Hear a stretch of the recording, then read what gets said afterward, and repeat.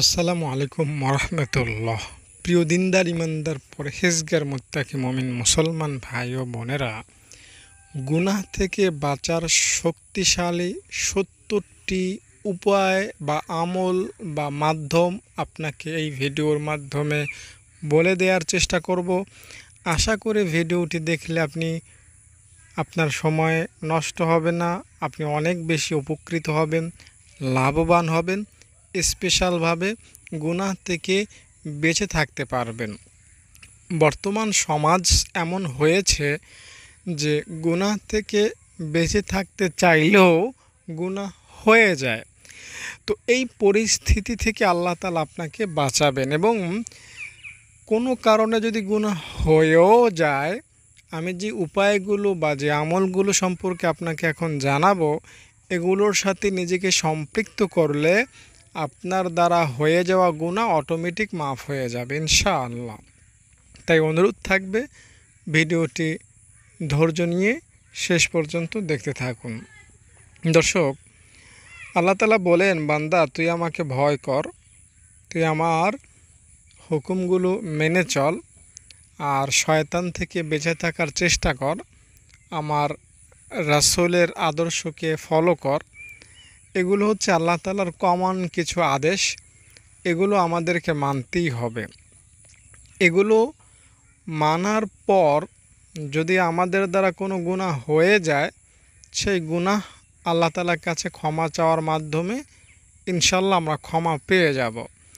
তবে গুনাহ কখনোই আপনি ইচ্ছাকৃতভাবে করার চেষ্টা করবেন না, যথাসম্ভব গুনাহকে বর্জন করার চেষ্টা করবেন। যেখানে আপনি জানেন যে এইখানে নিশ্চিত গুনাহ হবে, আমি যদি অমুক অনুষ্ঠানে যাই, ওইখানে গুনাহেরই অনুষ্ঠান, তো আমার গুনাহ হবে, তো আপনি ওই অনুষ্ঠানকে বয়কট করবেন। আপনি যদি জানেন যে আমি যেই কোম্পানিতে চাকরি করি, এই কোম্পানিতে যদি আমার চাকরি অব্যাহত থাকে, তো আমি আস্তে আস্তে অনেক বড় গুনাহের মধ্যে লিপ্ত হয়ে যাব, তাহলে এই কোম্পানির চাকরি থেকে আপনাকে চলে আসতে হবে। এভাবে আপনাকে হিম্মত করে গুনাহ ছাড়ার চেষ্টা করতে হবে। তাই দর্শক, হিম্মত করবেন। গুনাহের ফাঁদ থেকে বেঁচে থাকার জন্য আপনাকে হিম্মত করতে হবে। আল্লাহর উপর ভরসা করে এই আত্মবিশ্বাস রাখতে হবে যে ইনশাআল্লাহ আমি পারব। আমার রবের সন্তুষ্টির জন্য দুনিয়ার এই চাকচিক্য থেকে নিজেকে রক্ষা করতে পারব। এই ভেবে আপনি চেষ্টা চালিয়ে যাবেন। ইনশাআল্লাহ আল্লাহ তাআলা আপনাকে গুনাহ থেকে বাঁচাবেন। রাসূল সাল্লাল্লাহু আলাইহি সাল্লাম বলেছেন, আল্লাহর কাছে শক্তিশালী মুমিন দুর্বল মুমিন থেকে অধিক উত্তম ও প্রিয়। তুমি ওই জিনিসে যত্নবান হও যাতে তোমার উপকার আছে, এবং আল্লাহর কাছে সাহায্য প্রার্থনা করো ও উৎসাহহীন হইও না। মুসলিম শরীফের 4822 নম্বর হাদিসে এই হাদিসটি রয়েছে। এছাড়া দর্শক, নিয়ত করবেন, গুনাহের সুযোগ পেলেও গুনাহ করবেন না। মনে রাখতে হবে, গুনাহকালীন সময়ে আনন্দ ক্ষণস্থায়ী, কিন্তু তার ক্ষতি ও করুণ পরিণতি দীর্ঘস্থায়ী। পাপের উন্মাদনা সাময়িক, কিন্তু তার অনুতাপ হবে দীর্ঘমেয়াদী। সুতরাং আজ থেকে নিয়ত করুন, গুনাহের সুযোগ পেলেও গুনাহ করব না। দর্শক, কোনো গুনাহকে ছোট করে দেখবেন না। ছোট গুনাহ হোক, বড় গুনাহ হোক, গুনাহ গুনাই। গুনাহকে ছোট মনে করবেন না। মনে রাখবেন, ছোট গুনাহ আপনাকে জাহান্নামে ফেলবে, বড় গুনাহ আপনাকে জাহান্নামে ফেলবে। গুনাহ হলো আমাদের শত্রু। শত্রুর ক্ষেত্রে যুদ্ধের কৌশল হলো শত্রুকে কখনো ছোট করে দেখতে নাই।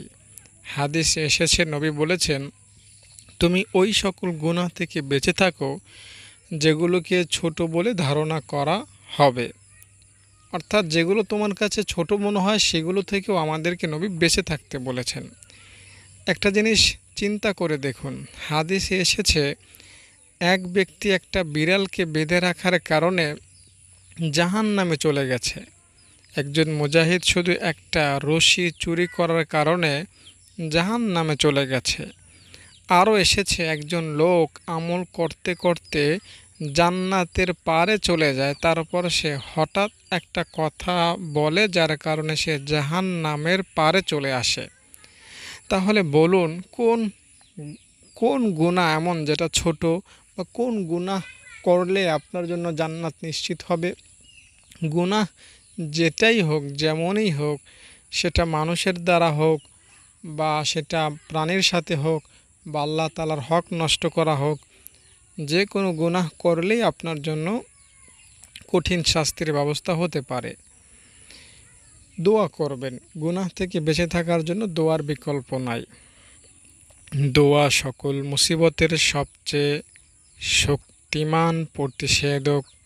সুতরাং যে ব্যক্তি তাওবা করতে চায় তার উচিত ওই সত্তার দরবারে হাত তোলা যিনি প্রার্থনা শোনেন এবং মুসিবত দূর করেন।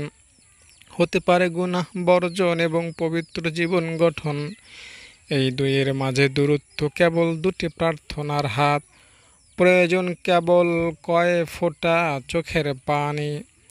আল্লাহ বলেন, তোমাদের রব বলেছেন, তোমরা আমাকে ডাকো, আমি তোমাদের ডাকে সাড়া দিব। সূরা গাফিরের মধ্যে আল্লাহ কথা বলেছেন। মাঝে মধ্যে নির্জনে চোখের পানি আল্লাহ তাআলাকে দিবেন, এতে করেও আপনি গুনাহ থেকে বাঁচতে পারবেন। গুনাহটা তো এই চোখ দ্বারাই বেশি হয় এবং নির্জনে বেশি হয়। সুতরাং নির্জনে কিছু চোখের পানিও দিতে হবে। এটা সাধারণ দোয়া থেকে স্পেশাল। রাসূলুল্লাহর হাদিসে এসেছে, যে ব্যক্তি আল্লাহর ভয়ে কাঁদে সে জাহান্নামে প্রবেশ করবে না। দুধ স্তনে ফিরে যাওয়া যেমন অসম্ভব, তেমনি তার জাহান্নামে প্রবেশ করাও অসম্ভব। রাসূলুল্লাহ বলেছেন, যে ব্যক্তি আল্লাহর ভয়ে কাঁদে সে জাহান্নামে যাবে না। দুধ বের হলে সেটা আবার স্তনে ঢুকানো যেরকম অসম্ভব, আল্লাহর ভয়ে যে কাঁদে সেও সেরকম জাহান্নামে যাওয়া অসম্ভব। গুনাহের কারণ, এই হাদিসটা জামে তিরমিজির 2311 নম্বর হাদিস। গুনাহের কারণে আল্লাহ অসন্তুষ্ট হন, আর আল্লাহর অসন্তুষ্টির চূড়ান্ত বহিঃপ্রকাশের নামই হলো জাহান্নাম। আর সেই জাহান্নাম থেকে চোখের পানির উসিলায় যদি বেঁচে যেতে পারেন, এর অর্থ হলো আল্লাহ তাআলা আপনাকে হয় গুনাহটি থেকে বিশেষ রহমতে বাঁচিয়ে দিবেন, কিংবা মওতের আগে হলো এ থেকে তাওবার তৌফিক আপনাকে দান করবেন।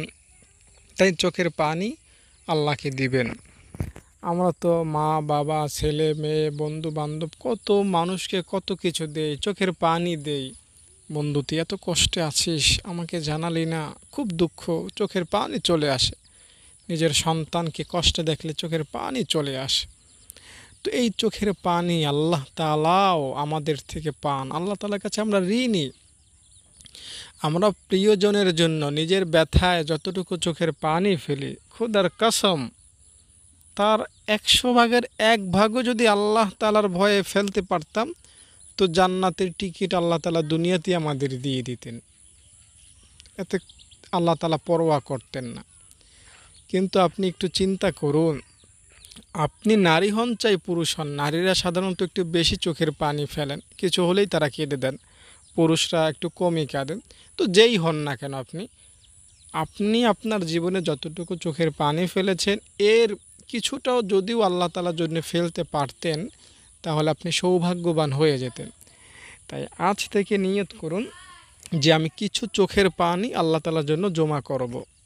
হাদিস শোনেন, কিয়ামতের ময়দানে জাহান্নাম আসবে, জাহান্নামকে 70,000 শিকল দ্বারা বন্দী করা হবে। প্রত্যেকটা আংটায় 70,000 শিকলের প্রত্যেকটা আংটায় 70,000 করে ফেরেশতা জাহান্নামকে ধরে রাখবে। তার মানে 490 কোটি ফেরেশতা জাহান্নামকে শিকল দ্বারা ধরে রাখবে। এরপরেও জাহান্নামকে টেনে পিছনের দিকে নিতে পারবে না। জাহান্নাম শুধু সামনেই অগ্রসর হবে। জাহান্নামের শক্তি কত বেশি! এমন সময় আল্লাহ তাআলা কিছু পানি জাহান্নামে ফেলবেন আর সেটা নিস্তেজ হয়ে যাবে। বলা হবে, আল্লাহ 490 কোটি ফেরেশতা মিলে জাহান্নামকে টেনে ধরে রাখতে পারল না। সামান্য এক মুষ্টি পানি জাহান্নামের শক্তিকে হারিয়ে ফেলল। এটা কোন পানি? আবাহায়াতের, জমজম কূপের, নাকি হাউজে কাউসারের? আল্লাহ তাআলা বলবেন, এটা হচ্ছে ওই পানি, যেই পানি আমার বান্দা আমার ভয়ে তার চোখ দ্বারা বের করেছিল। আমি কুদরতিভাবে সেই পানি জমা রেখেছিলাম। তাই চোখের পানি নির্জনে আল্লাহ তাআলাকে দিবেন। ইনশাল্লাহ গুনাহ মাফ হবে এবং আপনার দ্বারা কোনো গুনাহ হবে না ভবিষ্যতে ইনশাআল্লাহ। এরপরে চেষ্টা করবেন গুনাহ থেকে বাঁচার। একদিনে কিংবা এক রাতে আপনি গুনাহ ছেড়ে দিয়ে পবিত্র হয়ে উঠবেন, এ ধারণা ভুল। বরং এর জন্য কষ্ট করতে হবে, প্রতিনিয়ত চেষ্টা চালাতে হবে। আপনি গুনাহ ছেড়ে দেওয়ার ব্যাপারে আন্তরিক, এটা তখনই বোঝা যাবে যখন এ ব্যাপারে আপনার চেষ্টা অব্যাহত পাওয়া যাবে। আল্লাহ তাআলা বলেন, আর যারা আমার পথে সর্বাত্মক প্রচেষ্টা চালায় তাদেরকে আমি অবশ্যই আমার পথে পরিচালিত করব। আর নিশ্চয়ই আল্লাহ সৎকর্মশীলদের সাথেই আছেন। 7 নাম্বার, ভাবুন, চিন্তা করুন, আমার উপর পাহারাদার আছে। মাঝে মধ্যে অন্তরে ভাবনা জাগিয়ে তুলুন যে আমার উপর পাহারাদার আছে। আল্লাহ তাআলা বলেন, ওয়াকানাল্লাহু আলা কুল্লি শাইইর রাকিবা। আল্লাহ সব বিষয়ের উপর দৃষ্টি রাখেন। ইমাম আহমদ ইবনে হাম্বল রহমতুল্লাহ একজন কবির কাছে একটি কবিতা শুনে দরজা বন্ধ করে খুব কেঁদেছিলেন। কবিতাটি ছিল এরকম: যদি তুমি দিনের কিছু সময় একাকী কাটাও, তখন এ কথা বলো না যে আমি নির্জনে একাকী সময় কাটিয়েছি, বরং বলো আমার পেছনে সর্বদা একজন পাহারাদার ছিলেন, যার নাম হচ্ছে আল্লাহ। 8 নাম্বার, আল্লাহ তাআলাকে লজ্জা করতে শিখুন। আমরা মাকে লজ্জা করি, বাবাকে লজ্জা করি, তাদের সামনে খারাপ কথা আনতে খারাপ লাগে, লজ্জা লাগে, তাদের সামনে সতর খুলতে লজ্জা লাগে। তো এই লজ্জাটা মা বাবা যতটুকু পাওয়ার হকদার, তার চেয়ে বেশি হকদার হচ্ছেন আল্লাহ তাআলা। তাই আল্লাহকে লজ্জা করবেন। হাকিমুল উম্মত আশরাফ আলী থানভী রহমতুল্লাহি আলাইহি কথাটা এভাবে বলেছেন, গুনাহ থেকে বাঁচার একটি কৌশল হলো এই কথা চিন্তা করা, গুনাহটি আমি আমার শায়েখের সামনে, মা বাবার সামনে কিংবা যারা আমাকে ভালো মানুষ মনে করে তাদের সামনে করতে পারবো কি না। তারপর চিন্তা করো, তারা তো এখানে নেই, কিন্তু আমার আল্লাহ তো আছেন, তিনি সকলের চেয়েও বড়। সুতরাং তার সামনে গুনাহটি কিভাবে আমি করব? হাদিসে নবী বলেছেন, আল্লাহকে লজ্জা করো যেমন তুমি তোমার কওমের নেক মানুষকে লজ্জা করে থাকো। ভাবুন, আল্লাহর সরাসরি প্রশ্নে কি উত্তর আমি দিব? আজ আমি যে গুনাহগুলোতে লিপ্ত, কিয়ামতের দিন তো আল্লাহ আমাকে সরাসরি জিজ্ঞেস করবেন যে বান্দা এই গুনাহটা কেন করলি? দরজা জানালা বন্ধ করে দিয়ে তুমি মনে করেছিলে যে তোমাকে কেউ দেখে নাই, আমিও কি দেখি নাই বান্দা? তুমি কি মনে করেছো যে আমার দেখা মাখলুকের চোখের চেয়ে দুর্বল? না না, নবী বলেন, তোমাদের মধ্যে এমন কেউ নেই যার সাথে তার রব কথাবার্তা বলবেন না, তার ও তার রবের মাঝে কোনো দুভাষী এবং এমন কোনো পর্দা থাকবে না যা প্রতিবন্ধকতা সৃষ্টি করবে। একবার ভেবে দেখুন সেদিন তখন আমার কি অবস্থা হবে, আমরা কি উত্তর দিব। সেদিন যদি আল্লাহ সরাসরি জিজ্ঞেস করেন, বান্দা রাতের 2টা বাজে কেন তুই অশ্লীলতার ভেতরে ডুবে গিয়েছিলি, কেন তুই এমন জিনিসের চর্চা করেছিলি যেখানে পৌত্তলিকতা, সন্ত্রাস, চাঁদাবাজি, অবৈধ প্রেম ও নগ্নতা সহ কত শত অপরাধের চর্চা ও শিক্ষা ছিল, তখন আমরা কি জবাব আল্লাহ তাআলাকে দিব? 10 নম্বর, আল্লাহ তাআলার সঙ্গে অনুভব করুন। আল্লাহ তাআলার সঙ্গ, আল্লাহ তাআলা আমার কাছে আছেন, এটা ভাবার চেষ্টা করুন। সব সময় আল্লাহ আমার সঙ্গে আছেন, এই কল্পনা ধরে রাখার চেষ্টা করুন। মাহবুবওয়ালা পীর জুলফিকার আহমদ নকশবন্দি বলেন, প্রত্যেক নামাজের পর দৈনিক অন্তত 5 বার কিছু সময়ের জন্য 2 থেকে 5 মিনিটের জন্য আল্লাহর সান্নিধ্যের মুরাকাবা করলে এই অনুভূতি তৈরি হয়। মুরাকাবা বা চিন্তা এভাবে করবে, চোখ বন্ধ করবে, তারপর ভাববে আমি যেখানেই থাকি না কেন আমার আল্লাহ আমার সাথেই আছেন। হুয়া মাআকুম আইনামা কুনতুম। কোরআনের এই আয়াতের অর্থ হচ্ছে তোমরা যেখানেই, তিনি তোমাদের সঙ্গে আছেন। তাই আল্লাহ তাআলা আপনার গুনাহটা দেখতেছেন, এই চিন্তা যদি আপনি করতে পারেন তাহলেও আপনি শতভাগ গুনাহ থেকে ইনশাআল্লাহ বেঁচে থাকতে পারবেন। 11 নম্বর, নিজেকে নিজে বলুন আল্লাহকে ভয় কর, তোর খবর আছে, তোর খবর আছে, আল্লাহকে ভয় কর। যেমনটা হযরত আবু বকর বলেছিলেন, আয় রে আবু বকর, তুই যদি গাছের একটা পাতা হতি।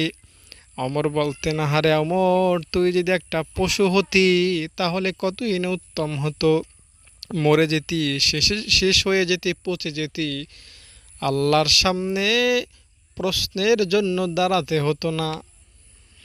তো এজন্য আপনি নিজেকে বলবেন আল্লাহকে ভয় কর, নিজেকে নিজে বলবেন, অন্যকে না।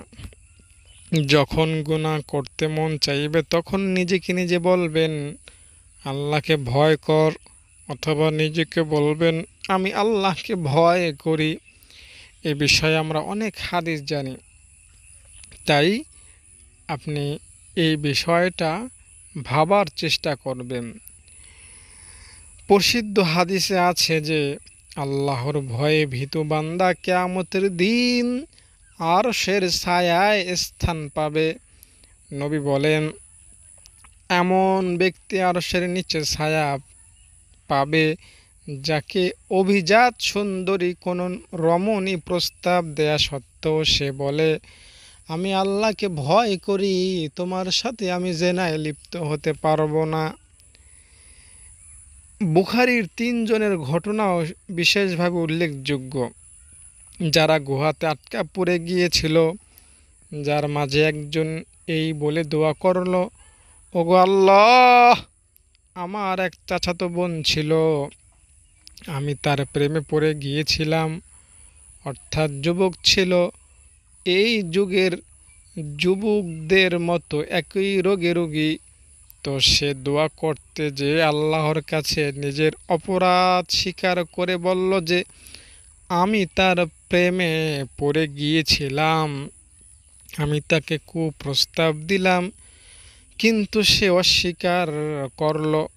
একবার সে অভাবে পড়ল, তাই আমার কাছে টাকা চাইতে আসলো, আমি তাকে কুকর্মের বিনিময়ে 120 দিনার দিতে রাজি হলাম। আমিও অভাবে ছিলাম, কোনো রকমে আমি টাকাটা জোগাড় করলাম।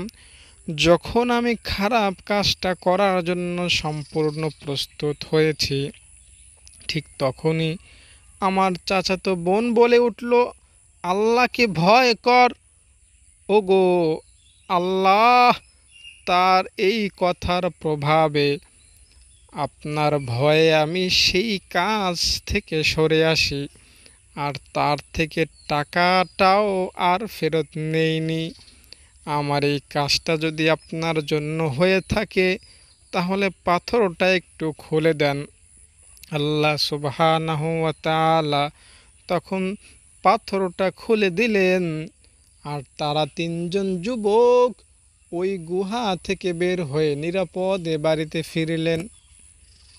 তাই আল্লাহকে ভয় করবেন, আল্লাহ আপনাকে গুনাহ থেকে, বিপদ থেকে বাঁচাবেন। গুনাহের পরিণতি নিয়ে ভাববেন, আমার কি হবে আমি যদি এই গুনাহটা করি, ভবিষ্যতে আমার কি হবে, এই চিন্তা আপনার মাথায় রাখবেন। গুনাহের পরিণতি নিয়ে যত ভাববেন বেঁচে থাকা তত সহজ হবে। আর গুনাহের পরিণতি হলো দুশ্চিন্তা, বিষণ্ণতা, সংকট, আল্লাহ আরও বান্দার মাঝে দূরত্ব তৈরি হওয়া, আল্লাহ ও বান্দার মাঝে ফাটল তৈরি হওয়া। আল্লাহ তাআলা সম্পর্কে বলেন, হে মুমিনগণ, তোমরা আল্লাহকে ভয় করো।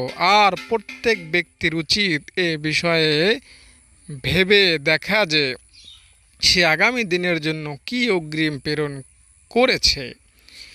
আর তোমরা আল্লাহকে ভয় করো, নিশ্চয় আল্লাহ তোমাদের কৃতকর্ম সম্পর্কে সম্যক অবহিত।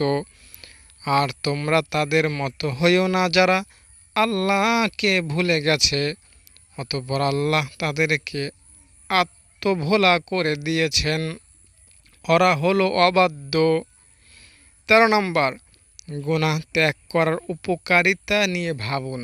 যে আমি যদি সিগারেট না খাই তাহলে আমার কি হবে, বা আমি যদি আজ থেকে কোরআন শরীফ পড়া শুরু করি তাহলে আমার কি হবে, এই ভাবনাটা নিয়ে ভাববেন। এটাও আপনাকে গুনাহ থেকে বেঁচে থাকার শক্তি যোগাবে। আর গুনাহ ত্যাগ করার কৌশলযোগ্য উপকারিতা হলো অন্তর পরিষ্কার হয়ে ওঠে, আল্লাহ তাআলার মহব্বত বাড়তে থাকে, সে জান্নাত লাভে ধন্য হয় ইত্যাদি। আল্লাহ তাআলা বলেন, আর যে ব্যক্তি নিজ প্রতিপালকের সামনে দাঁড়ানোর ভয় পোষণ করত এবং নিজেকে মন্দ চাহিদা হতে বিরত রাখত, জাহান্নামই হবে তার ঠিকানা, জান্নাতই হবে তার ঠিকানা। সূরা নাজিয়াত আয়াত নম্বর 40 থেকে 41। যে গুনাহ থেকে বেঁচে থাকবে তার ঠিকানা একমাত্র জান্নাত। 14 নম্বর, হৃদয়ে ঈমানের বীজ যত্ন করে রাখবেন, কেননা যখন এই বীজ অঙ্কুরিত হয়ে বেড়ে ওঠে তখন তা দুনিয়া আখিরাত উভয় জাহানের কামিয়াবি নিয়ে আসে। আল্লাহ তাআলা বলেন, আলাম ইয়ানিল্লাযীনা আমানু আন তাখশা কুলুবুহুম লিযিকরিল্লাহ ওয়া মা নাযালা মিনাল হক। যারা ঈমান আনে তাদের হৃদয় কি আল্লাহর স্মরণে ও যে সত্য অবতীর্ণ হয়েছে তাতে বিগলিত হওয়ার সময় কি আসেনি? যখন নগ্ন ও অশ্লীল চিন্তা দ্বারা আপনি তাড়িত হবেন তখনই সঙ্গে সঙ্গে আয়াতটির বিষয়বস্তু সম্পর্কে চিন্তা করবেন। এরপর নিজেকে সম্বোধন করে বলুন, ইমানদারের কি এখনও আল্লাহকে ভয় করার সময় হয়নি? 15 নম্বর, গুনাহর উপকরণ ও উদ্দীপক বিষয়গুলো থেকে দূরে থাকবেন, কেননা প্রতিটি গুনাহর নেপথ্যে এমন উপকরণ অবশ্যই থাকে যা তাকে গুনাহর প্রতি উদ্দীপ্ত করে এবং তাকে ওই গুনাহের ফাঁদে ফেলে রাখে। সুতরাং এ থেকে দূরে থাকার উপায় হলো এ জাতীয় বিষয় এড়িয়ে চলা। 16 নম্বর, দুষ্ট বন্ধু ও সাথীর ব্যাপারে সতর্ক থাকবেন, কেননা কিছু যুবক আছে গুনাহ ছেড়ে দিয়ে পবিত্র জীবন সাজাতে চায়, কিন্তু কোনো দুষ্ট বন্ধু কিংবা সাথীর কারণে আবার ফেঁসে যায়। এ কারণেই হাদিস শরীফে পাওয়া যায়, মানুষ তার বন্ধুর রীতিনীতির অনুসারী হয়। কাজেই তোমাদের প্রত্যেককেই যেন লক্ষ্য করে, প্রত্যেকেই যেন ভেবে দেখে সে কার সঙ্গে থাকে, তার সঙ্গে কোন বন্ধুরা হাঁটাচলা করে। আবু দাউদ শরীফের 4883 17 নম্বর উপায়, আমি শয়তানের সঙ্গী হয়ে যাচ্ছি না তো, আমি শয়তানের ফাঁদে পড়ে যাচ্ছি না তো, এই ভাবনাটা আপনাকে ভাবতে হবে। এই কথা চিন্তা করবেন যে শয়তান আমাদের প্রধান শত্রু, আর গুনাহই লিপ্ত থাকার অর্থ হলো আমি আমার সময় কাটালাম শয়তানের সঙ্গে। আর শয়তান কাউকে সঙ্গী বানিয়ে নিতে পারলে তাকে জাহান্নামে নিয়ে ছাড়বে। আল্লাহ তাআলা বলেন, ওয়ামান ইয়াকুনিশ শাইতান লাহু করিনান ফাসাআ করিনা। এও ভাবুন, শয়তান আমাদেরকে দিয়ে গোপন গুনাহ করিয়ে কোথা থেকে কোথায় নামিয়ে দিচ্ছে। ইবনুল কাইয়্যিম রাহমাতুল্লাহ বলেন, সকল আউলিয়া কেরাম একমত যে বান্দার গোপন গুনাহ দিনের পথে তার পিছিয়ে পড়ার মূল কারণ, আর বিপরীতে গোপন ইবাদত দিনের পথে অবিচল থাকার অন্যতম উপায়। ইবনে রাজব রাহমাতুল্লাহ আরও কঠিন কথা বলেছেন। তিনি বলেছেন, মৃত্যুর সময় অশুভ পরিণতির কারণ বান্দার গোপন গুনাহ, যা সম্পর্কে মানুষ জানত না। সুতরাং ভাবুন, শয়তান আমাদেরকে দিয়ে গোপন গুনাহ করিয়ে কোথা থেকে কোথায় নিয়ে যাচ্ছে। 18 নম্বর, মাসে অন্তত 3 দিন রোজা রাখবেন, এতেও ইনশাআল্লাহ গুনাহ থেকে বাঁচতে পারবেন। আরবি মাসের 13, 14, 15 তারিখে রোজা রাখার চিন্তা করতে পারেন, অথবা প্রতি সপ্তাহে সোম ও বৃহস্পতিবার। কেননা রোজার মধ্যে প্রবৃত্তির টানে ছুটে যাওয়া থেকে যেমন সুরক্ষা রয়েছে, তেমনি রয়েছে আল্লাহর কাছে বড় প্রতিদান। মানুষের ইচ্ছা শক্তি দৃঢ় করা, ধৈর্য, সহনশীলতা, নফসের খায়েশ ও আনন্দদায়ক বিষয়ের উপর নিয়ন্ত্রণ প্রতিষ্ঠা দীক্ষাও রয়েছে রোজার মধ্যে। তাই রোজা রাখার ব্যাপারে মনস্থির করুন। আশা করা যায় আল্লাহ আপনার বোঝা হালকা করবেন।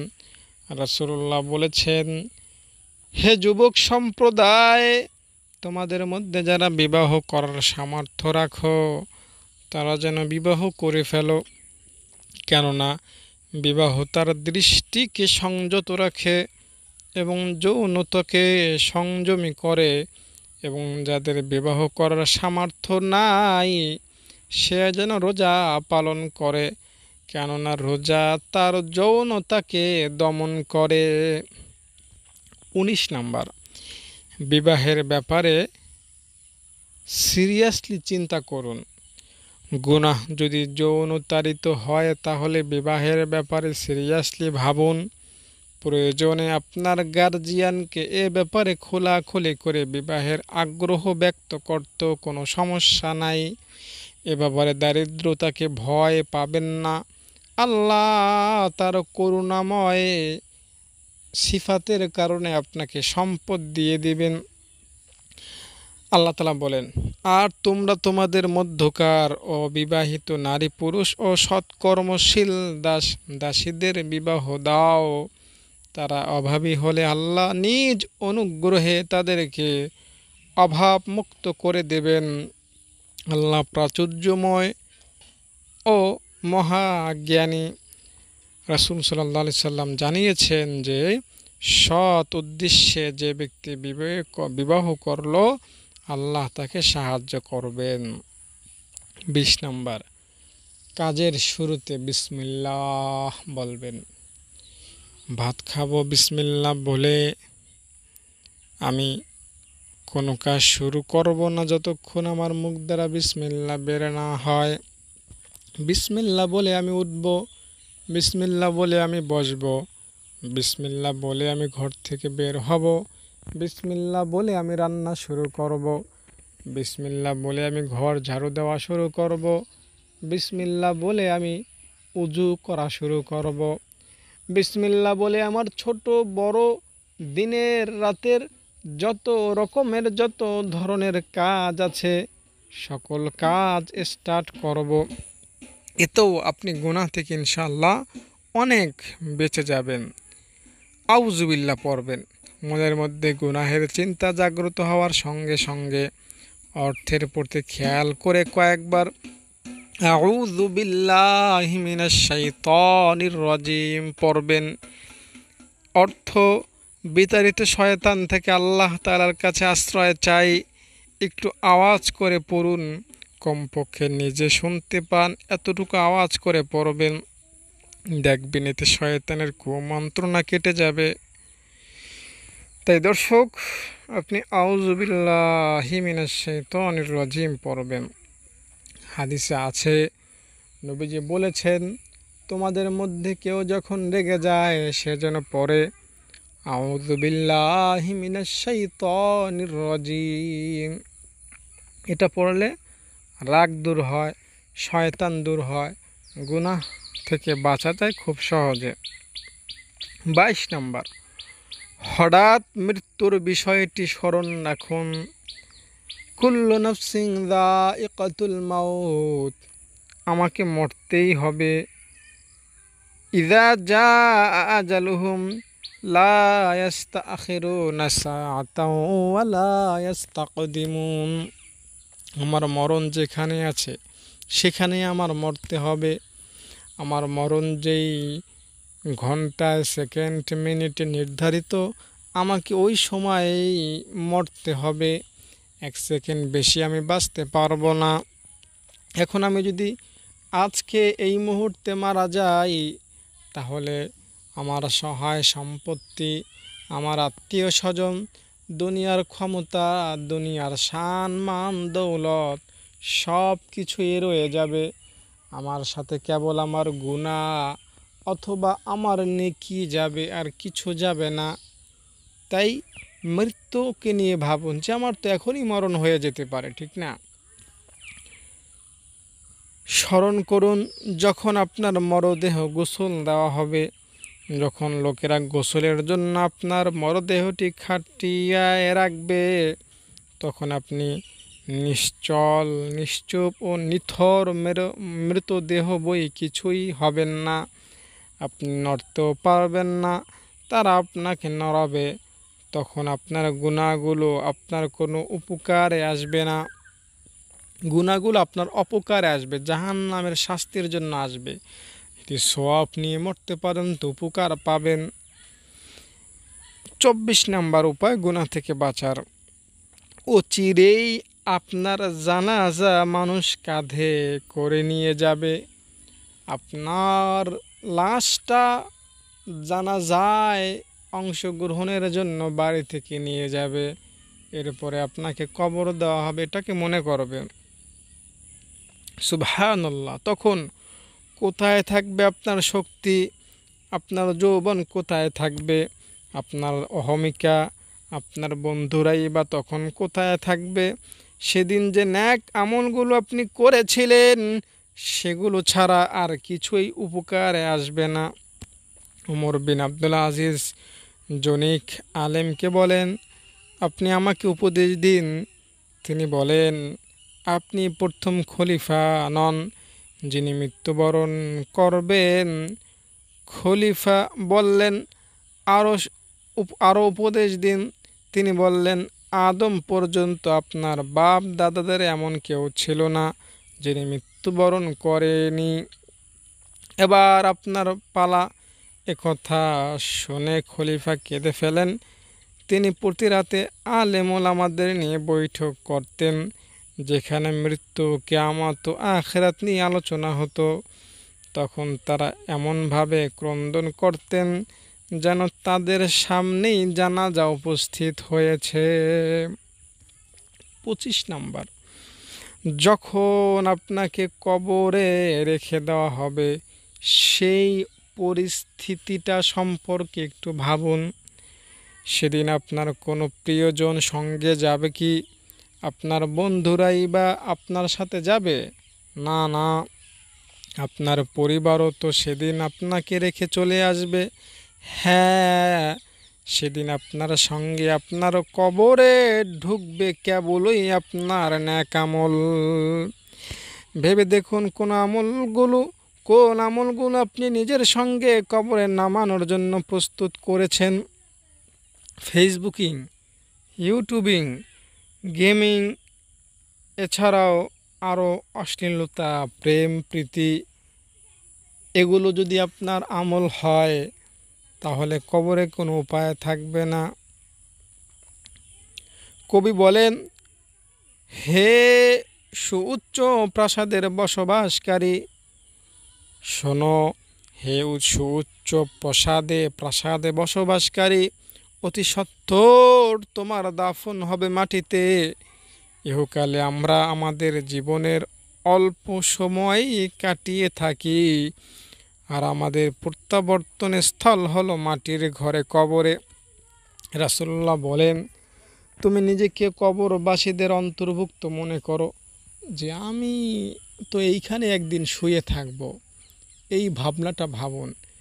5তলা বিল্ডিং, চেয়ারম্যানি, মেম্বারগিরি বা সভাপতিগিরি, এগুলো তো কিচ্ছু কাজে আসবে না। কে চেয়ারম্যান আর কে সাধারণ লোক, সবাই তো এক মাটির নিচেই থাকবো, তাই না? দুনিয়াতে অনেক রাজা ছিল, বাদশা ছিল, যাদের কবরেরই অস্তিত্ব নাই, তাদের নামই জানি না, অথচ তাদের আমলে তারা খুব দাপটশালী ছিল। এরকম বহু হাজার হাজার বাদশা দুনিয়া থেকে বিদায় নিয়েছেন, যাদের কবরের অস্তিত্বও নাই। তাই আমাকেও যেতে হবে। আমি আপনি সাধারণত শত চেষ্টা করলেও আগেকার বাদশাদের মতো অত শান্তি, অত ক্ষমতা পাবো না। হয়তো বা তাদের কাছে যেতে পারবো। তো অত কাছে যদি যাইও, তবুও তো আমাকে একদিন যেতে হবে, মরতে হবে, ঠিক না? অনেক ক্ষমতা হলে তো এমন না যে আজরাইলকে থাপ্পড় দিয়ে ফেরত দিতে পারবো, আমি মরবো না, এমন তো আর হবে না, ঠিক না? মরতে তো হবেই। তাই কবর নিয়ে ভাবুন। মাঝে মধ্যে কবর জিয়ারত করুন। এতেও আপনার মন, দিল নরম হবে, গুনাহ থেকে বাঁচার শক্তি সঞ্চয় হবে। তাই আপনি কবর জিয়ারত করবেন। হযরত উসমান গনি রাদিয়াল্লাহু তাআলা আনহু কবরস্থানে গিয়ে কাঁদতেন, যাতে দাড়ি ভিজে যেত। তাকে বলা হলো, জান্নাত জাহান্নামের কথা শুনে আপনি কাঁদেন না, অথচ কবরে এসে কাঁদেন। এভাবে কেন কাঁদেন? হযরত উসমান জবাব দেয়, কবর হলো আখিরাতের প্রথম মঞ্জিল। যদি কেউ এখানে মুক্তি পায়, তাহলে পরের মঞ্জিলগুলো তার জন্য সহজ হয়ে যায়, আর এখানে মুক্তি না পেলে পরের মঞ্জিলগুলো তার জন্য কঠিন হয়ে পড়ে।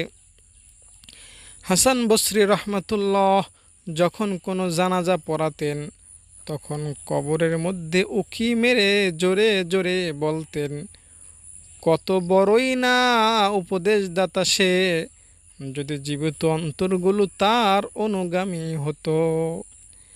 27 নাম্বার, আপনার প্রতিটি আমল আল্লাহ তাআলার সামনে পেশ করা হবে, এই কথা ভাববেন। গুনাহের প্রবল ইচ্ছা দমনে উক্ত চিন্তা বেশ কাজে আসে। এই মর্মে আল্লাহ বলেন, ওয়াত্তাকু ইয়াওমান তুরজাউনা ফীহি ইলাল্লাহ, তোমরা সেদিনকে ভয় করো যেদিন তোমাদেরকে আল্লাহর দিকে ফিরিয়ে নেওয়া হবে। অন্যত্র আল্লাহ বলেন, সেদিন উপস্থিত করা হবে তোমাদেরকে, এবং তোমাদের কোনো গোপনই আর গোপন থাকবে না, সব গোপন ফাঁস হয়ে যাবে। ইমাম আহমদ বিন হাম্বল রহমাতুল্লাহ একদিন বাগদাদের বাজারে এলেন, অতঃপর এক বোঝা কাঠ খরিদ করে কাঁধে নিয়ে চলতে শুরু করলেন। অতঃপর যখন লোকেরা তাকে চিনে ফেলল, তখন ব্যবসায়ীরা ব্যবসা ছেড়ে, দোকানদাররা দোকান ছেড়ে, পথিকরা পথ চলা বন্ধ করে তার কাছে ছুটে এলো ও সালাম দিয়ে বলতে লাগলো, আমরা আপনার বোঝা বহন করব। তখন তার হাত কেঁপে উঠল, চেহারা লাল হয়ে গেল, দু চক্ষু বেয়ে অশ্রু ঝরতে লাগলো। অতঃপর তিনি বারবার বলতে থাকলেন, আমা আমরা মিসকিন, যদি আল্লাহ আমাদের পাপ ঢেকে না দেন, আমরা অবশ্যই সেদিন লাঞ্ছিত হব। 28 নম্বর, স্মরণ করুন আপনার অঙ্গ প্রত্যঙ্গগুলো আপনার বিরুদ্ধেই সাক্ষী দিবে। যে কোনো গুনাহ করার আগে স্মরণ করবেন যে অঙ্গ প্রত্যঙ্গগুলো ব্যবহার করে আপনি গুনাহ করছেন, সেগুলো কিয়ামতের দিন সাক্ষী দেবে আপনারই বিরুদ্ধে। তাই আপনাকে এখন থেকে ঠিক হতে হবে। আল্লাহ তাআলা সম্পর্কে বলেন, আজ আমি তাদের মুখে সিলমোহর লাগিয়ে দেব, তাদের হাত আমার সঙ্গে কথা বলবে, আর তারা যা করত সে সম্পর্কে তাদের পাগুলো সাক্ষ্য দিবে। সূরা ইয়াসিন আয়াত নাম্বার 65। শুধু কি তাই, আমার শরীরের চামড়াও সাক্ষী দিবে আমার বিরুদ্ধে, যদি আমি তা আল্লাহর নাফরমানিতে ব্যবহার করি। সেদিন মানুষ নিজের শরীরের চামড়াকে বলবে, তারা তাদের চামড়াকে বলবে, তোমরা আমাদের বিরুদ্ধে সাক্ষী দিচ্ছ কেন? সেগুলো উত্তর দিবে, আল্লাহ আমাদেরকে বাকশক্তি দান করেছেন, যিনি বাকশক্তি দান করেছেন প্রতিটি জিনিসকে। 29 নম্বর উপায়, মনে রাখবেন আপনার আমলগুলো লিখা হচ্ছে। স্মরণ করুন আপনার কথা ও কাজের প্রতিটি অংশ লিপিবদ্ধ করে নিচ্ছে দায়িত্ব পালনকারী ফেরেশতারা। তাদের কাছে আপনার কোনো কিছুই গোপন নয়। আপনার মরণ পর্যন্ত তারা আপনার পেছনে লেগে আছে। আল্লাহ তাআলা বলেন, ওয়া ইন্না আলাইকুম লাহাফিজিন কিরামান কাতিবিনা ইয়ালামুনা মা তাফআলুন। অবশ্যই তোমাদের উপর নিযুক্ত আছে তত্ত্বাবধায়কগণ, সম্মানিত লেখকগণ, যারা লিপিবদ্ধ করছে তোমাদের কার্যকলাপ, তারা জানে তোমরা যা করো। সূরা ইনফিতার 10-12 নম্বর আয়াতে আল্লাহ কথা বলেছেন। 30 নম্বর, পুলসিরাত সম্পর্কে ভাবুন। সকলকেই পুলসিরাত পার হয়ে জান্নাতের দিকে যেতে হবে। পুলসিরাত মানে জাহান্নামের উপর স্থাপিত সেতু, যা তলোয়ারের চেয়ে ধারালো হবে এবং চুলের চেয়েও সূক্ষ্ম হবে। কাফির ও পাপাচারীরা সেখানে পদঙ্খলিত হয়ে নিচে পতিত হবে। আল্লাহ তাআলা বলেন, আর তোমাদের প্রত্যেককেই তা অতিক্রম করতে হবে। এটি তোমার রবের চূড়ান্ত সিদ্ধান্ত। আল্লামা কাস্তালানি রহমাতুল্লাহ বলেন, ভেবে দেখুন, যখন আপনি পুলসিরাতের উপরে উঠবেন এবং সেখান থেকে নিচের জাহান্নামের দিকে দৃষ্টি দিবেন, অতঃপর জ্বলন্ত আগুনের গর্জন, জাহান্নামের নিঃশ্বাসও আপনার কর্ণকুহরে ধ্বনিত হতে থাকবে, তখন আপনার অবস্থা কেমন হবে? যদি আপনার কোনো পা পিছলে যায়, তবে আপনি এর প্রখরতা টের পাবেন এবং দ্বিতীয় পা উপরে ধরে রাখার কসরত করবেন। আপনার সামনেই অন্যরা পিছলে পড়ে যাবে এবং আগুনের তাপ অনুভব করবে। জাহান্নামের ফেরেশতারা তাদেরকে পাকড়াও করতে থাকবে। যারা পুলসিরাতের উল্টো কাঠযুক্ত আংটা ও আকরাতে বিদ্ধ হবে, আপনি সেটা দেখতে থাকবেন। তখন সেই দৃশ্যটা কত বিভীষিকাময় হবে সেটা একবার চিন্তা করবেন, তাহলেও গুনাহ থেকে বাঁচতে পারবেন। দর্শক, আমার এখানে লোকাল টাইম অনুযায়ী আর 10 মিনিটের মতো বাকি আছে মাগরিবের আজানের। তাই আমি এখন আর যে 40টা উপায় আছে গুনাহ থেকে বাঁচার, সেগুলোর শুধু হেডিংটা বলে যাব। কোনো প্রকার রেফারেন্স বা নবীজির কোনো হাদিসের লম্বা পড়ে আপনাকে শোনাতে পারবো না। আশা করি আপনি হেডিংটা শুনলেই বুঝতে পারবেন, একটু ভাববেন হেডিংগুলো নিয়ে। আপনি মনে রাখবেন যে আপনাকে কবরের প্রশ্নের জবাব দিতে হবে। আপনি ভাববেন গুনাহের কারণে নবীজির হাত থেকে আপনি হাউজে কাউসারে পানি পান করতে পারবেন না। আপনি ভাববেন মাঝে মধ্যে জ্বলন্ত আগুনের সামনে দাঁড়িয়ে যে এই আগুন এত তাপ, তাহলে জাহান্নামের আগুন কত তাপ। আপনি ভাববেন দুনিয়ার তুচ্ছতা সম্পর্কে, এই দুনিয়া কিচ্ছু না। আপনি ভাববেন আল্লাহ আমাকে দেখতেছেন। আপনি চিন্তা করবেন একাকী নিভৃতে অন্তরে আল্লাহকে নিয়ে চিন্তা করবেন, জাহান্নাম জান্নাতকে নিয়ে চিন্তা করবেন, তাহলে আপনি গুনাহ থেকে বাঁচতে পারবেন। 38 নাম্বার, গুনাহ ঢোকার দরজাগুলো বন্ধ করে দিবেন। মোবাইল, টিভি, এছাড়াও আরও যে সকল উপকরণ আছে সেগুলো বন্ধ করে দিবেন। অধিক হারে ইস্তিগফার আস্তাগফিরুল্লাহ পড়বেন, অধিক হারে তাওবা করবেন।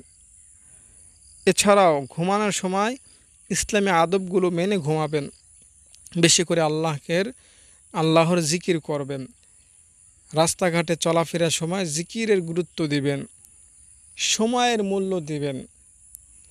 45 নাম্বার, আপনি আল্লাহ ওয়ালাদের সংস্পর্শে থাকার চেষ্টা করবেন। 46, এলেম শিক্ষা করবেন। 47, প্রতিদিন সকালে মুশারাতা তথা মনের সঙ্গে অঙ্গীকার করবেন যে আমি আজ গুনাহ করব না।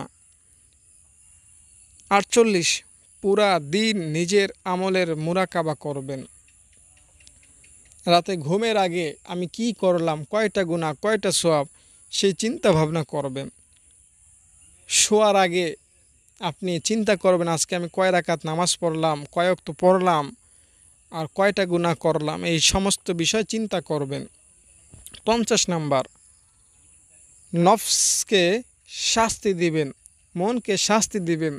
যে মন, তোর বিড়ি খাইতে মন চায়, তোর নারী দেখতে মনে চায় না, তোকে দেখতে দেওয়া যাবে না। তোর মনে মদ খাইতে মন চায় না, মদ খেতে দেওয়া যাবে না। এই বলে মনকে কষ্ট দিবেন, মনকে বুঝাবেন। পরকাল, হাসর, মিজান, পুলসিরাত সম্পর্কে ভাববেন বা অন্য অঙ্গ প্রত্যঙ্গের হিসাব নিবেন যে আমার বাম হাত দ্বারা কয়টা সওয়াব হলো আজ, আমার ডান হাত দ্বারা কয়টা সওয়াব হলো আজ, আমার চোখ দ্বারা কয়টা গুনাহ হলো আজ, প্রত্যেকটা অঙ্গের হিসাব নেবেন। 53, কেন আপনি এত গুনাহ করছেন সেই দিকটা আপনি বিবেচনা করবেন, পরীক্ষা করবেন যে কেন আপনার গুনাহ বেশি হচ্ছে। এবং আপনি এটাও ভাববেন যে এখনও আপনি জীবিত আছেন কেন, গুনাহ করার জন্য না নেকি কামায়ের জন্য। আল্লাহ আপনাকে এখনও হায়াতে রেখেছেন কেন, এই কেনর উত্তর নিজেকে নিজে দেওয়ার চেষ্টা করবেন। 54 নম্বর, মনে রাখবেন আল্লাহ ছাড়া কেহ মাবুদ নাই। আল্লাহ ছাড় দেন কিন্তু আল্লাহ তাআলা কাউকে ছেড়ে দিবেন না। অবশ্যই গুনাহ করলে জাহান্নামে জ্বলতে হবে। 55 নম্বর, ইসলামের সৌন্দর্য, সৌহার্দ্য ও সম্প্রীতি সম্পর্কে চিন্তা ভাবনা করবেন। 56, দৃষ্টিকে নিচে রাখবেন। 57, আপনি সব সময় অন্তরকে ইসলামে রাখার চেষ্টা করবেন। শয়তানের কাজে অশ্লীলতায় বেহায়াপনায় ঢুকাবেন না অন্তরকে। 58, আল্লাহর নিয়মের কথা ভাববেন যে আল্লাহ এই আইন করেছেন, আল্লাহ ওটা নিষেধ করেছেন, আল্লাহ অমুকটা করতে বলেছেন, অমুক জায়গায় যেতে নিষেধ করেছেন, এটা ভাববেন। 59, স্ত্রীকে সন্তুষ্ট রাখার শতভাগ চেষ্টা করবেন। 60, নিজের নফসের সাথে বিতর্ক করুন। নফস, শয়তান, তুই আমাকে গুনাহ করাবি, আরে আমি কত বোকা, তুই আমাকে গুনাহ করবি, আমি গুনাহ করবার জাহান নামে যাব, আমি অত বোকা না, আমি আব্দুল আজিজ অনেক চালাক, যা যা, তোর তোর টাইম নেই, আমি নামাজের সময় হয়েছে, কিসের গুনাহ, মোবাইলে গেম, কিসের খেলাধুলা, কোনো কিছুরই বিল নেই আমার কাছে নামাজ আগে। এভাবে নফসকে বলবেন, নিজে বলবেন, নিজের নফসকে বলবেন যে আমি তোমার কাছে পরাজিত হবার নই, আমি অবশ্যই ইসলামের কাজ ঠিক টাইম মতো করব। পরিবেশ পাল্টাবেন। যদি দেখেন যে এই সব কাজগুলো করার পরেও, শত চেষ্টা করার পরেও গুনাহ থেকে বাঁচতে পারতেছেন না, তাহলে আপনার পরিবেশটা পাল্টান, আপনার স্থানটা পরিবর্তন করুন। সরকারি চাকরিজীবীরা ট্রান্সফার হয়ে যায় না, আপনি ওরকম ট্রান্সফার হয়ে যান। যেখানে আল্লাহওয়ালারা থাকেন, আলেম ওলামাগণ থাকেন, সেইখানে চলে যান, গুনাহ অটোমেটিক আপনি বাদ দিতে পারবেন ইনশাআল্লাহ। গুনাহ থেকে বাঁচার আরেকটা উপায় হচ্ছে জলদি ঘুমাবেন। আল্লাহওয়ালারা 10টার আগে ঘুমান এবং 3টা বাজে উঠে যান। তারা এশার নামাজ পড়েই খানা দানা খান, এরপরে 1 ঘন্টার মধ্যে ঘুমিয়ে যান, 3টার মধ্যে তারা উঠে আবার তাহাজ্জুদ পড়েন। আপনি অভ্যাসটা গড়ার চেষ্টা করুন। নির্জনতা আল্লাহ দেন কেন? আপনি একা আছেন, আপনাকে আল্লাহ তাআলা ফ্রি রেখেছেন, অবসর টাইম দিয়েছেন, কেন দিলেন? মোবাইলে ভিডিও দেখার জন্য, না খারাপ চিন্তা ভাবনা করার জন্য, না কোরআন পড়ার জন্য, না আল্লাহ তাআলার কাছে মোনাজাত করার জন্য? কেন আল্লাহ তাআলা আপনাকে ফ্রি রাখলেন, ব্যস্ত রাখলেন না? এই কেনর উত্তরে নিজেকে নিজে দেওয়ার চেষ্টা করবেন আজ, এখন, এই মুহূর্তে। এছাড়াও দর্শক, ফজরের নামাজের বিশেষ গুরুত্ব দিবেন। ফজরের নামাজের গুরুত্ব দিলেও আপনি গুনাহ থেকে বাঁচতে পারবেন। প্রতিদিন কমপক্ষে কোরআনের একটা সূরা হলেও পড়ার চেষ্টা করবেন বিশুদ্ধভাবে। 66, জবানের হেফাজত করবেন। দুই ঠোঁট এই জায়গাটা, খোদার কসম, এই জায়গাটার হেফাজত যদি আপনি করতে পারেন, আর কিচ্ছু লাগবে না আপনার, নবী আপনাকে ধরে টেনে হেসড়ে জান্নাতে ঢুকিয়ে দেবে ইনশাআল্লাহ। এই জায়গাটা আর লজ্জা স্থান, এই 2টা জায়গার হেফাজত যদি করতে পারেন, নবী আপনাকে জান্নাতের গ্যারান্টি দিয়েছেন। এরপরে আপনি কোরআন শরীফ অশুদ্ধ পড়ার গুনাহ থেকে বেঁচে থাকবেন, চোখের গুনাহ থেকে বেঁচে থাকবেন, অন্তরে গুনাহ থেকে বেঁচে থাকবেন। এরপরে টাকনোর নিচে কাপড় পরা থেকে বেঁচে থাকবেন, এক মুষ্টির দাড়ি রাখার চেষ্টা করবেন। আর 68 নম্বর, আল্লাহ ওয়ালাদের সোহবত গ্রহণ করবেন, আল্লাহ ওয়ালাদের কাছে যাবেন। আল্লাহ তাআলা আল্লাহ ওয়ালাদের কাছে যেতে আমাদেরকে আদেশ করেছেন। আল্লাহ ওয়ালাদের জীবন ও মালফুজাত পড়ুন, আল্লাহ ওয়ালাদের জীবনী, তাদের বই পুস্তক, তাদের কিচ্ছা কাহিনী শুনবেন, এতেও আপনি ভালো হতে পারবেন ইনশাআল্লাহ। আর আপনি এই দোয়াটা পড়বেন বেশি বেশি, আল্লাহুম্মা হাসিবনি হিসাবান ইয়াসীরা, আল্লাহুম্মা হাসিবনি হিসাবান ইয়াসীরা।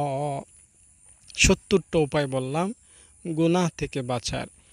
এই 70টা উপায় আপনি অবলম্বন করবেন, গুনাহ থেকে নিশ্চিত 100% নির্ভেজালভাবে, বিশুদ্ধভাবে, একদম নিখুঁতভাবে আপনি বেঁচে থাকতে পারবেন, গুনাহ থেকে পবিত্র থাকতে পারবেন, গুনাহ থেকে শতহাত আল্লাহ তাআলা আপনাকে দূরে রাখবেন।